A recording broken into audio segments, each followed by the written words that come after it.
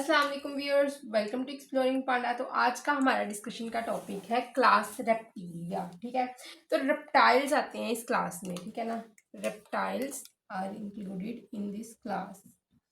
तो रेप्टाइल्स हमें पता है ऐसे ऑर्गेनिज्म जो लैंड पे रहते हैं उनको हम रेप्टाइल्स कहते हैं। ठीक है ना, तो रेप्टाइल्स के अंदर ऐसी अडाप्टेशन हुई थ्रू इवोल्यूशन।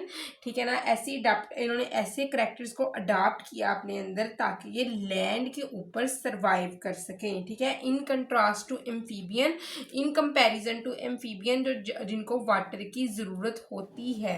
ठीक है, जिंदा रहने के लिए रेप्टाइल्स को इतनी ज़्यादा वाटर की ज़रूरत नहीं होती कि हर टाइम ही मॉइस्ट इन्वायरमेंट को ढूंढता रहे। जो एम्फीबियंस होते हैं उनको मॉइस्ट इन्वायरमेंट की ज़रूरत होती है। अगर किसी खुश्की की जगह पर उनको छोड़ दिया जाए, मुकम्मल खुश्क जगह पर, ठीक है ना, जिस तरह अगर ड्राउट वगैरह की कंडीशन आ जाती है तो एम्फीबियंस की फ़ौरन डेथ हो जाएगी। ठीक है, लेकिन रेप्टाइल्स जो है ये सर्वाइव कर सकते हैं ऐसे हैबिटेट में, लेस जो है वो वाटर की कंडीशन में ये सरवाइव कर सकते हैं। ठीक है ना, तो इसमें क्या हुआ, ये इंडिकेशन है ये इस चीज़ की कि रेप्टाइल्स के अंदर अडाप्टेशन आई हैं। ठीक है ना, ऐसी अडाप्टेशन इनके अंदर आई हैं जो एम्फीबियंस के अंदर नहीं देखने को मिलती हैं। ठीक है ना, तो इसके कुछ करेक्टरिस्टिक्स की हम यहाँ पे बात करते हैं। तो अगर हम रिप्टाइल्स के कुछ करेक्टर्स की यहाँ पे बात करें तो वो कहता है कि रिप्टाइल्स के अंदर ना सबसे पहला करेक्टर जो आपकी बुक में बात करता है वो कहता है कि रिप्टाइल्स करते हैं इंटरनल फर्टिलाइजेशन। इंटरनल फर्टिलाइजेशन का मतलब क्या है कि जो स्पर्म है उसको फीमेल की बॉडी में ट्रांसफ़र किया जाता है थ्रू सम ऑर्गन्स। ठीक है, किसी ऑर्गन की हेल्प से इसको फीमेल की बॉडी के अंदर ट्रांसफ़र किया जाता है as compare to external fertilization, जिसमें क्या होता था कि फीमेल जो थी वो अपना स्पर्म एग रिलीज़ कर देती थी और मेल वहाँ पे अपने स्पर्म रिलीज़ करता था और फर्टिलाइजेशन हो जाती थी। उसको हम कहते थे कि बॉडी से बाहर हुई है फर्टिलाइजेशन, उसको हम नाम देते थे एक्सटर्नल फर्टिलाइजेशन का। But in case of internal fertilization, male transfer its sperm into the female. ठीक है, फीमेल के अंदर स्पर्म्स को ट्रांसफर करता है through some kind of organ. तो in case of reptiles that is a copulatory organ. ठीक है, कोपुलेटरी ऑर्गन होता है जिसकी हेल्प से जो है वो मेल फीमेल के अंदर ट्रांसफर करता है स्पर्म को। ठीक है, तो जो कोपुलेटरी ऑर्गन है एक स्पेशल स्ट्रक्चर होता है जिसको मेल जो है वो यूज करता है ताकि स्पर्म को फीमेल के अंदर ट्रांसफर किया जाए, फीमेल के रिप्रोडक्टिव ट्रैक्ट में ट्रांसफर किया जाए फर्टिलाइजेशन के दौरान। ठीक है ना, तो अगर हम बात करें कि इस कोपुलेटरी ऑर्गन की, तो लिजर्ड और स्नेक्स जो होते हैं, लिजर्ड्स और स्नेक्स के पास होते हैं दो कोपुलेटरी ऑर्गन। इनके पास पेयर होता है कोपुलेटरी ऑर्गन का। ठीक है, जिसको आप कहते हो हेमीपेनिस। ठीक है, ये हेमीपेनिस ना जो है ये यूज लेकिन हेमीपेनिस होते दो हैं, इस स्ट्रक्चर को आप हेमीपेनिस कहते हैं, दो पेयर में है ये हमारे पास कोपुलेटरी ऑर्गन, लेकिन इनमें से जस्ट वन फंक्शनल होता है मेटिंग टाइम पे। ठीक है, अच्छा, उसके बाद वो कहता है कि हमारे पास जो है क्रोकोडाइल, टर्टल और टटूरा, इनके अंदर क्या है, इनके अंदर एक ही कोपुलेटरी ऑर्गन होता है जिसको आप कहते हो single penis for the transfer of sperm. ठीक है ना, इनके अंदर सिंगल पेनिस मौजूद होता है। क्लियर, यहाँ तक लगी समझ। उसके बाद वो कहता है कि जो हमारे पास होते हैं ना रेप्टाइल्स के एग्स, एग्स किस तरह के होते हैं, रेप्टाइल्स के एग्स जो होते हैं इनको एमनियोटिक एग कहा जाता है। ठीक है ना, they are called as the amniotic eggs. तो एमनियोटिक एग्स कौन से होते हैं, ऐसे एग्स जिनके पास स्पेशल मेम्ब्रेन होती है जो उसको प्रोटेक्ट करती है। ठीक है ना, तो आपको पता है कि एम्ब्रियो को प्रोटेक्ट, ये एम्ब्रियो है, ठीक है, इसको प्रोटेक्ट करने के लिए स्पेशल मेम्ब्रेन आती है इसके ऊपर जो इसको प्रोटेक्ट करेगी, जिसको आप कहते हो एमनियोन। इस मेम्ब्रेन को नाम दोगे एमनियोन। ठीक है, तो इसको प्रोटेक्ट करती है, इसको इनक्लोज करती है। ठीक है, और अंदर जो है ये फ्लूइड मौजूद होता है, फ्लूइड फील्ड सैक बना होता है अंदर की तरफ। ठीक है, फ्लूइड फील्ड सैक, और इसके ऊपर ये लेयर है, स्पेशल मेम्ब्रेन है जिसने इसको प्रोटेक्ट किया होता है इस एम्ब्रियो को। ये ब्लैक कलर का एम्ब्रियो है, ठीक है। एम्ब्रियो कहाँ पे मौजूद है? फ्लूइड फील्ड सैक में, और इसे फ्लूइड फील्ड सैक के ऊपर क्या है? एमनियोन, जो कि प्रोटेक्टिव लेयर है, ठीक है ना। वो इसको प्रोटेक्ट कर रही है इस एम्ब्रियो को, ठीक है ना। ये एम्ब्रियो को बचाती है मैकेनिकल शॉक से, ठीक है। इसको प्रोटेक्ट करती है डेजिकेशन से, ताकि ये ड्राई आउट ना हो जाए, इसके अंदर ड्राइनेस ना हो, ठीक है। इसको लुब्रिकेट रखती है एम्ब्रियो को। और ऐसी जो स्ट्रक्चर जिसमें ये एमनियोन और ये फ्लूइड फील्ड सैक होता है, उसको आप एमनियोटिक एग्स कहते हो, ऐसे एग्स को जिसके अंदर ये चीजें मौजूद होती हैं। क्लियर? अच्छा, अब हम बात करते हैं रेप्टाइल्स की स्किन की। थर्ड पॉइंट है स्किन। इनकी स्किन कैसी होती है? तो रेप्टाइल्स की जो स्किन होती है ना, ये ड्राई स्किन होती है, ठीक है ना। As compare to amphibian, amphibian की स्किन क्या होती थी? मॉइस्ट होती थी। लेकिन रेप्टाइल की स्किन क्या है? ड्राई है। और स्किन के ऊपर क्या होते हैं? स्केल्स होते हैं। ये स्केल्स मिलके बने होते हैं कैरेटन से, ठीक है। The scales are made up of keratin, जो कि एक टफ और फिब्रस प्रोटीन है, ठीक है ना। तो क्या होता है कि रेप्टाइल्स की जो एपिडर्मस होती है वो कैरेटनाइज्ड है। कैरेटनाइज्ड एपिडर्मस है जो इसकी स्किन को वाटर प्रूफ बनाती है और इसको इंजरी और यूवी रेस के खिलाफ रेजिस्टेंट प्रोवाइड करती है, ठीक है। Reptile skin is very dry and covered with scale. Scale भी कौन से होंगे? कैरेटिनाइज्ड एपिडर्मस वाले स्केल होंगे जो इसकी स्किन को वाटर प्रूफ बनाएंगे, ठीक है, और इसको इंजरी और यूवी रेस से बचाएंगे। क्लियर? लगिए समझ? अच्छा, उसके बाद हम बात करते हैं कि रेप्टाइल्स के पास कुछ मेम्ब्रेन्स होती हैं, ठीक है, एम्ब्रियोनिक मेम्ब्रेन्स।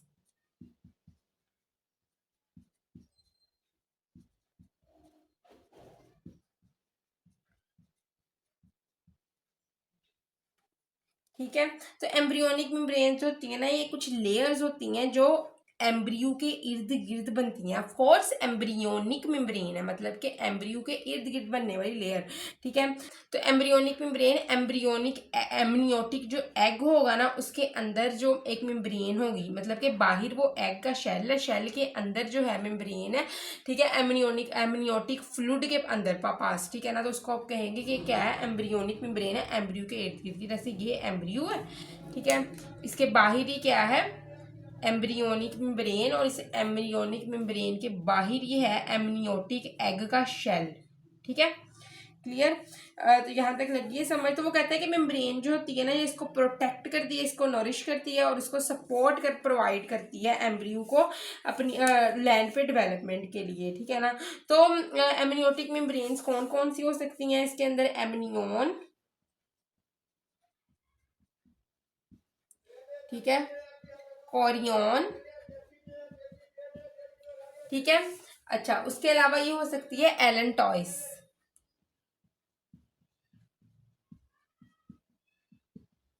क्लियर?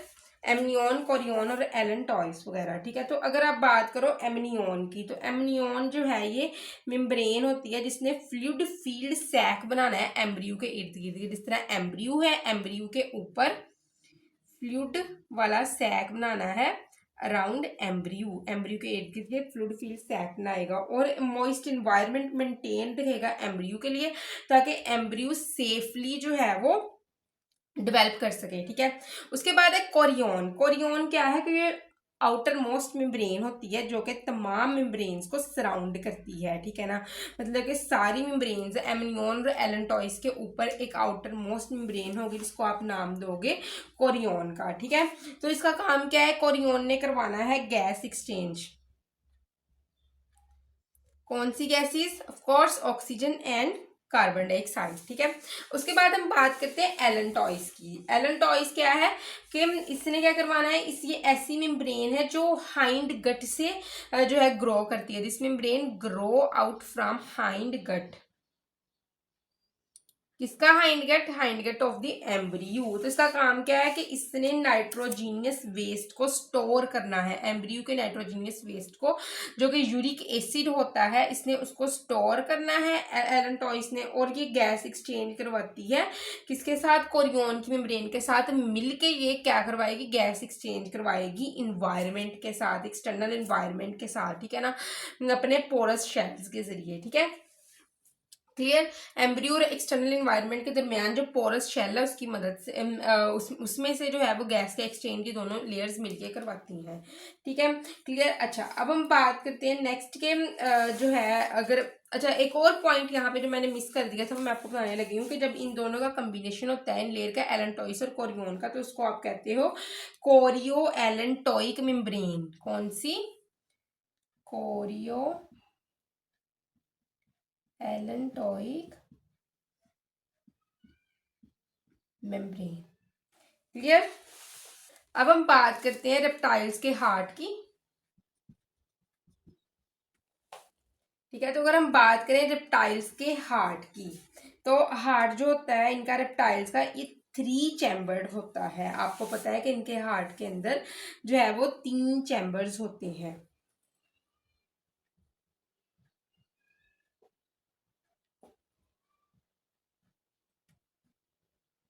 क्या होता है कि इनका जो इनके अंदर 2 आर्टरियां होंगे और एक अनडिवाइडेड वेंट्रिकल होगा।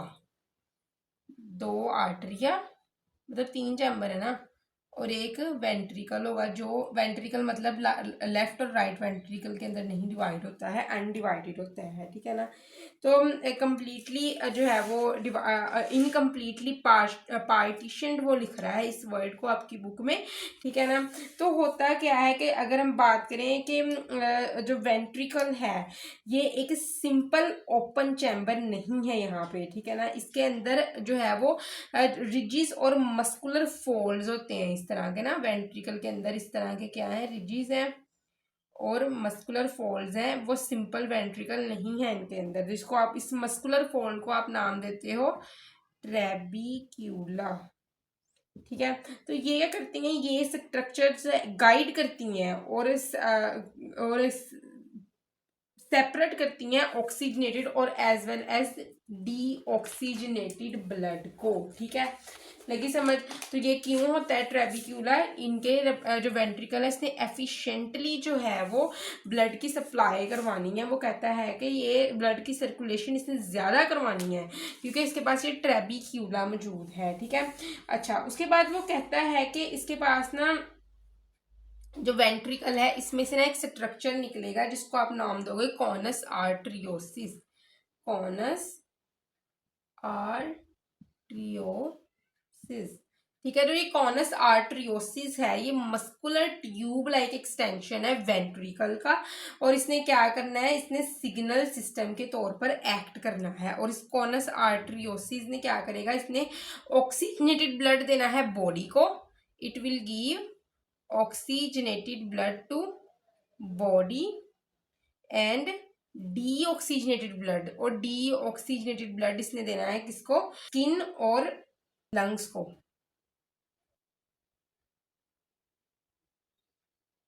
ठीक है, ठीक है, क्लियर।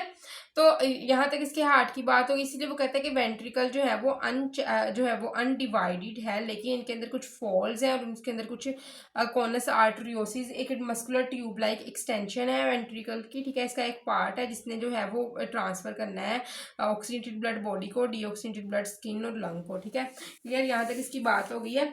अच्छा, उसके बाद वो कहता है कि अगर हम बात करें ना क्रोकोडाइल की, तो उसके अंदर जो है वो वेंट्रिकल लेफ्ट और राइट वेंट्रिकल के अंदर डिवाइड करती है क्रोकोडाइल के केस में। ठीक है, मगरमच्छ के केस में। उसके बाद हम बात करते हैं इनके अंदर लिम्स की। तो अगर हम लिम्स की बात करें तो लिम्स में पता है एक्सटेंशंस होती हैं जो बॉडी से निकलती हैं। ठीक है ना, जिस तरह के हमारी टांगे हैं, या आप देखते हो बिल्ली देखते हो उसकी बॉडी में से कुछ एक्सटेंशंस निकल रही हैं। ठीक है ना, उसकी जो जो है बॉडी का पार्ट है, मेन पार्ट, उसमें से कुछ एक्सटेंशन निकल रही हैं, 4 जो होती हैं। ठीक है, जिसको आप लिम्ब का नाम देते हो, उसकी टांगे। ठीक है ना, तो जिस तरह हमारे हाथ पाँव हमारी टांगे हैं, तो उसको extensions of the body is called limbs. ठीक है, तो उसको हम लिम्स कहते हैं। ठीक है, तो इनके अंदर क्या होते हैं, लिम्स बहुत एफिशिएंट लोकोमोशन के लिए जो है वो बनाए जाते हैं। लेकिन जो है वो कुछ रेप्टाइल्स हैं जिसमें आते हैं स्नेक एंड लेगलेस लिजर्ड्स, इनके पास लिम्स नहीं होते हैं, दे लेक लिम्स। ठीक है, क्लियर। तो उसके बाद वो कहता है कि कुछ एम्फीबियंस जो होते हैं वो कोल्ड ब्लडेड होते हैं। तो कोल्ड ब्लडेड वो एनिमल होते हैं जो एक्सटर्नल इन्वायरमेंट के हिसाब से अपना बॉडी टेम्परेचर मेंटेन नहीं कर पाते। अगर बाहर बहुत ज़्यादा सर्दी है तो इनके अंदर भी बहुत ज़्यादा सर्दी ही होगी, इनकी बॉडी भी बहुत ज़्यादा ठंडी होगी, अपनी बॉडी को गर्म नहीं रख सकेंगे जिस तरह के हम रख सकते हैं, ठीक है ना। अपनी मेटाबॉलिक एक्टिविटीज़ परफॉर्म करवा के बॉडी को गर्म रख सकते हैं, खुद बॉडी हमारी हीट जनरेट कर सकती है। लेकिन रेप्टाइल जो है वो नहीं कर सकते हैं, ये कोल्ड ब्लडेड होते हैं, खुद अपनी बॉडी के टेम्परेचर को मेंटेन नहीं रख सकते, एक्सटर्नल एनवायरनमेंट के हिसाब से ही इनकी बॉडी का टेम्परेचर होगा। तो जिसकी वजह से ये क्या करते हैं, जब ज़्यादा सर्दी होती है तो ये हाइबरनेशन के पीरियड में चले जाते हैं, ठीक है ना, हाइबरनेट कर जाते हैं। अब हाइबरनेशन क्या है? हाइबरनेशन बेसिकली एक डीप स्लीप की स्टेट होती है जिसके अंदर कुछ एनिमल कोल्ड विंटर के मंथ में जो है वो डीप स्लीप में चले जाते हैं, और ताकि हार्श विंटर की हार्श कंडीशन को सरवाइव किया जा सके, ठीक है, हार्श कंडीशन को जो है वो गुजर जाए, ताकि वो उससे इतनी ठंडे मौसम में ये बच जाए, इनकी बॉडी जो है वो फ्रीज ना कर सके, क्योंकि इन्होंने क्या करना होता है, इन्होंने खुद टेम्परेचर नहीं प्रोड्यूस करवाना होता अपनी बॉडी में, ठीक है ना। तो इसमें होता क्या है, हाइबरनेट जब करते हैं ये रेप्टाइल्स, उनकी बॉडी का टेम्परेचर नीचे गिर जाता है, ठीक है। उसके अलावा हार्ट रेट और ब्रीथिंग रेट भी स्लो हो जाता है, ठीक है। अच्छा, और ये अनरिस्पॉन्सिव हो जाते हैं और इनएक्टिव हो जाते हैं, ठीक है, कोई रिस्पॉन्स नहीं देंगे किसी भी इन्वायरमेंटल कंडीशन के हिसाब से, जस्ट क्या करेंगे, काफ़ी गहरी गहरी सुरंगों में जाके खुदाई करके ये वहाँ पे छुप जाते हैं, ठीक है, और जब फेवरेबल कंडीशन आएगी फिर ही ये बाहर निकलेंगे, ठीक है, क्लियर। तो वो कहता है कि ऊपर वाले करेक्टरिस्टिक्स, तो वो कहता है कि जो ये करेक्टरिस्टिक्स हमें स्टडी की थी वो थे जिसमें रेप्टाइल्स मोस्टली सर्वाइव कर सकते हैं। हाउएवर क्या होता है कि ये फैक्ट है कि रेप्टाइल्स जो होते हैं ये एम्फीबियन से ही निकले हैं, सम इवोल्यूशनरी चेंजेस होके, ठीक है ना, रेप्टाइल्स इवॉल्व हुए हैं एम्फीबियन से, और उसके बाद ये फुली टेरेस्ट्रियल बन चुके हैं, ठीक है। अच्छा, वो कहता है कि जो था ना मीसोजोइक एरा, उसमें रेप्टाइल्स बहुत ज़्यादा थे ये, ठीक है। उसके बाद क्या हुआ कि मीसोजोइक एरा के बाद एक एरा आया जिसको आप कहोगे टर्शरी पीरियड। तो मीसोजोइक एरा के बाद जब टर्शरी पीरियड आया ना, तो रेप्टाइल्स जो है ये बहुत ज़्यादा रेप्टाइल्स एक्सटिंक्ट होना शुरू हो गए, मरने शुरू हो गए, कुछ इंडेंजर्ड हो गए और कुछ बिल्कुल ही ख़त्म हो गए, मतलब कि एक्सटिंक्ट हो गए हैं, ठीक है ना। तो प्रेजेंट डे रेप्टाइल्स जो होती हैं, लिजर्ड्स और स्नेक जो है वो फर्स्टली हैं, फर्स्ट में आते हैं लिजर्ड्स एंड स्नेक्स। अच्छा, उसके बाद आता है टाउटरा, ठीक है, क्लियर, जिसको आप स्फिनोडोन भी कहते हैं, न्यूजीलैंड में है ये, जो कि अब तक सरवाइव किया है थोड़े से चेंजेस के साथ ही। नेक्स्ट जो है वो जो हमारे पास आता है रेप्टाइल, वो है क्रोकोडाइल, ठीक है, क्लियर। अच्छा, उसके बाद वो कहता है रेप्टाइल्स जो होते हैं ना ये जो है वो ऐसा सोचा जाता है कि आज के रेप्टाइल जो होते हैं ये निकले हैं जुरासिक पीरियड से, ठीक है। तो जुरासिक पीरियड में कौन से ऑर्गेनिज्म प्रोमिनेंट थे? Of course dinosaur. तो सोचा जाता है कि जो रेप्टाइल्स हैं ये डायनासोर से इवॉल्व हुए हैं, डायनासोर से प्रोड्यूस हुए हैं, ठीक है। और क्या उसके अलावा वो कहता है कि जो ये जो है रेप्टाइल्स ये डेवलप हुए हैं, बहुत ज़्यादा डेवलप हुए थे क्रीटेशियस पीरियड में, क्रीटेशियस पीरियड ऐसा पीरियड है जिसमें डायनासोर बहुत ज़्यादा डोमिनेंट थे ज़मीन के ऊपर, ठीक है। तो मॉडर्न रेप्टाइल जो होते हैं ना ये जो है वो टेम्परेट और उसके अलावा हॉट ह्यूमिड क्लाइमेट वाले रीजन्स में भी रह सकते हैं, जिसको आपकी बुक में वो लिख रहा है ट्रॉपिकल रीजन, ठीक है, हॉट ह्यूमिड क्लाइमेट रीजन को लिख रहा है, ठीक है, ट्रॉपिकल रीजन। तो ये क्या करते हैं कि ये ऐसे इन्वायरमेंट में भी गर्म और ह्यूमिड क्लाइमेट में भी जिंदा रह सकते हैं और टेम्परेट वाले क्लाइमेट में भी जिंदा रह सकते हैं, क्लियर, ठीक है। आई होप सो कि आपको क्लास रेप्टिलिया की समझ लगी होगी, लेकिन किसी भी किस्म का कन्फ्यूजन कमेंट सेक्शन में पूछ सकते हैं। थैंक यू सो मच, अल्लाह हाफिज़।